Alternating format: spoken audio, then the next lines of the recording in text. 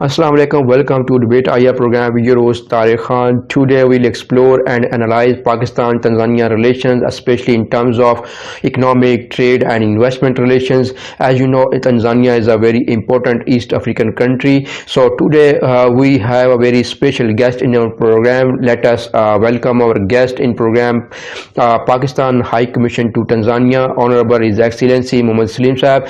Sir, thank you so much for taking time from your very busiest schedule and welcome in program Debate IR.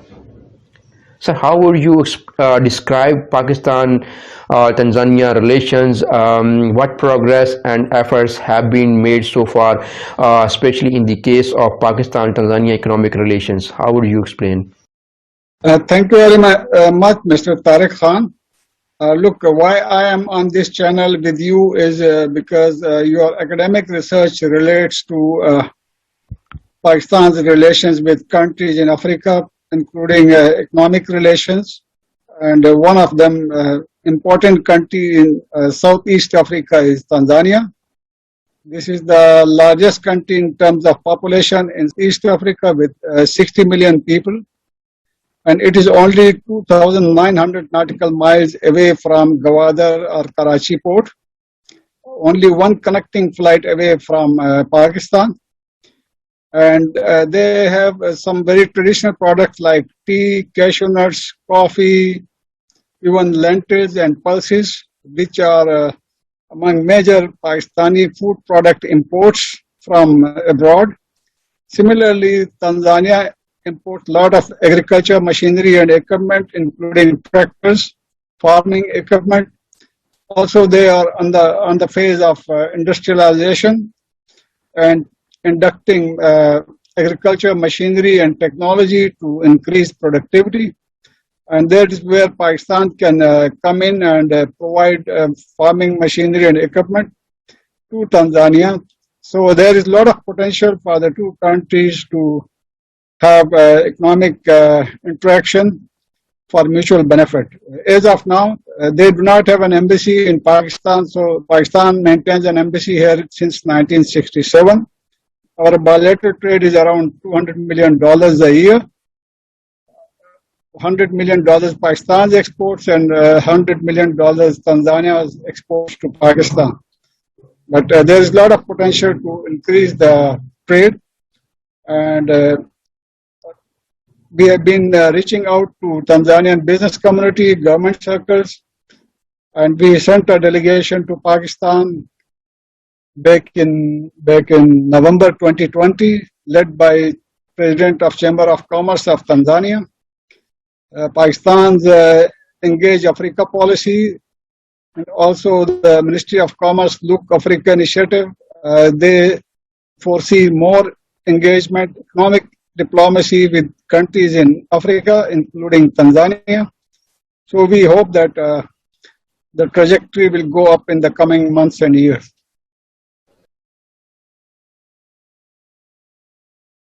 Sir, Pakistan was supposed to negotiate preferential trade agreements with African trading blocs, especially Tanzania is a member of East African community in Africa. So how many agreements or MOUs have been done so far between Pakistan and Tanzania? Look, I'm based in Tanzania, in Dar es Salaam, in East Africa, and they have only one regional organization, the East African Community Organization, based in Arusha, close to Arusha, close to this place, Dar es Salaam. The rest of the regional blocks are based in other countries on the continent. Tanzania, the largest country in East Africa with 60 million population, providing transit trade access to its 6 landlocked neighbors, is only one connecting flight or 3,000 nautical miles away for merchant shipping from Pakistan. Similarly, the East Africa Community Organization, comprising Burundi, Kenya, Rwanda, South Sudan, Tanzania, and Uganda, and a combined population of 180 million and GDP of US dollars 200 billion, is the nearest customs union from Pakistan or for Pakistan.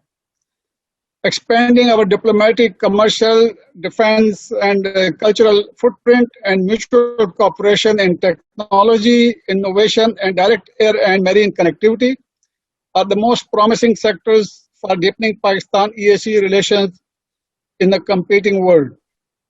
When we say Africa is the future, I want to suggest Africa is the present, and we have to come to the continent, and the continent has to be taken to Pakistan now, because when the future tomorrow, somebody else would be filling the gap and taking the opportunities. As regards the High Commission, we are working on organizing a bilateral visit at the foreign minister level for holding the first ever inaugural meetings of Pakistan-Tanzania bilateral political consultations and the Joint Commission on Economic Cooperation. We just signed these 2 MOUs with Tanzania a few months back, and 3 more MOUs have been agreed by both sides. One is on visa abolition on diplomatic and services passports. The other one is on cooperation in science and technology. And one more is on the pipeline cooperation between the Foreign Service Academy of Pakistan and Foreign Center for Foreign Relations of Tanzania. I hope that during the foreign minister level visit, those 3 MOUs will be signed. What I have seen in the last 18 months that I am in Tanzania, we have to establish our footprint in higher education, even in quality school education.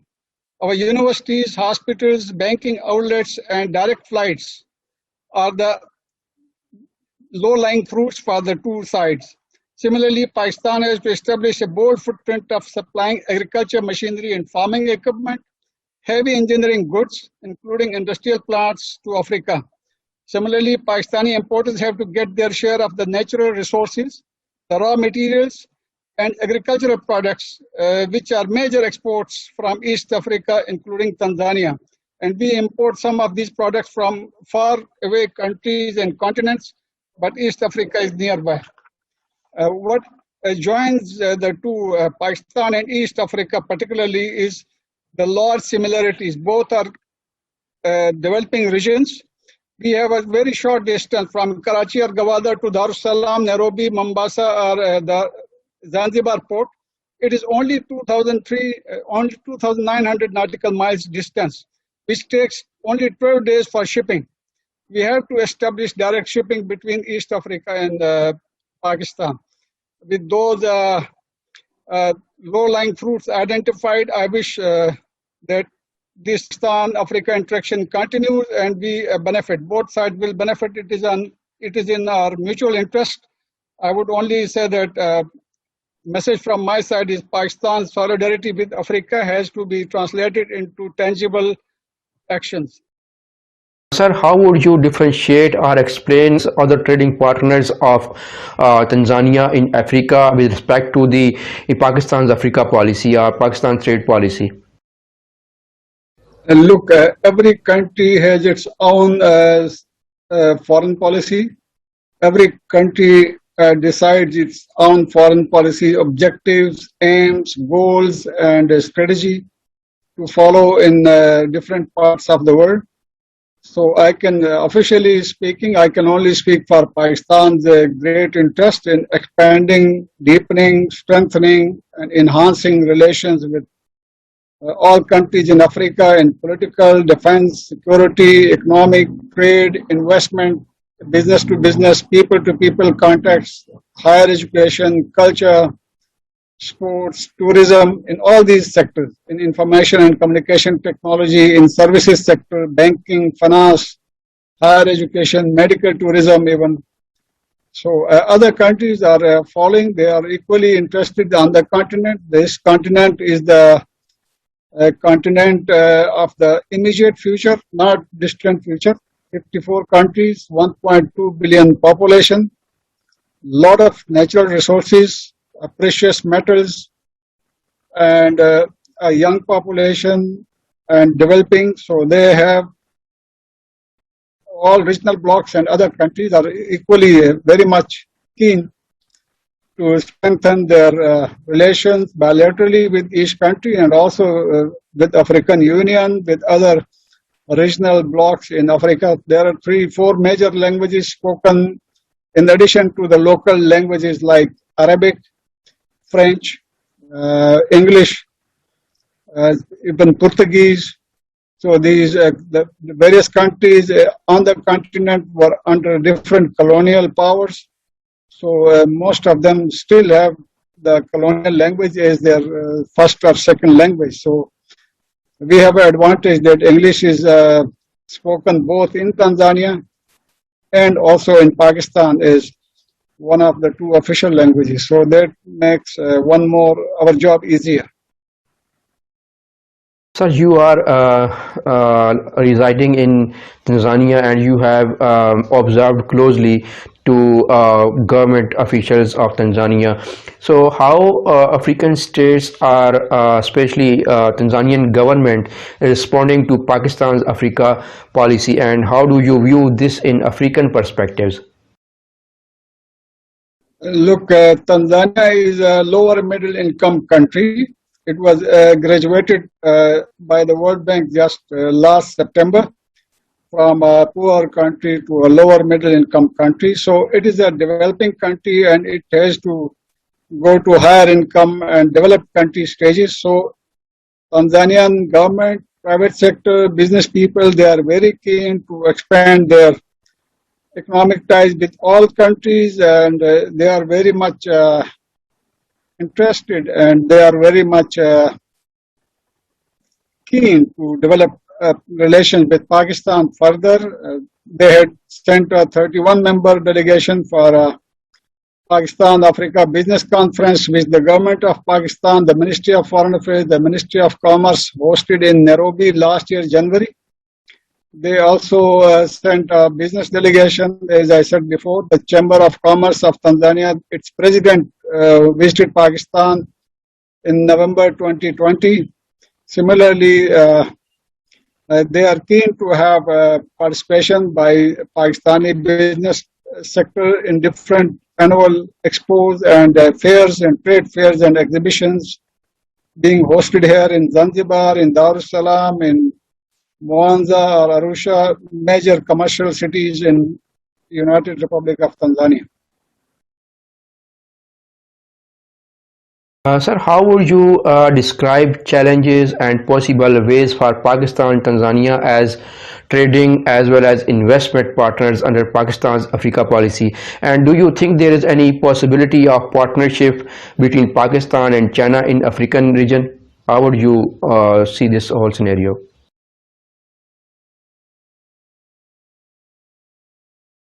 Look, the only challenge I can see is that there has to be more information sharing and awareness creation and exchange of delegations, exchange of business visits by the private sector, by the business people, by traders, importers, exporters, and investors from both sides.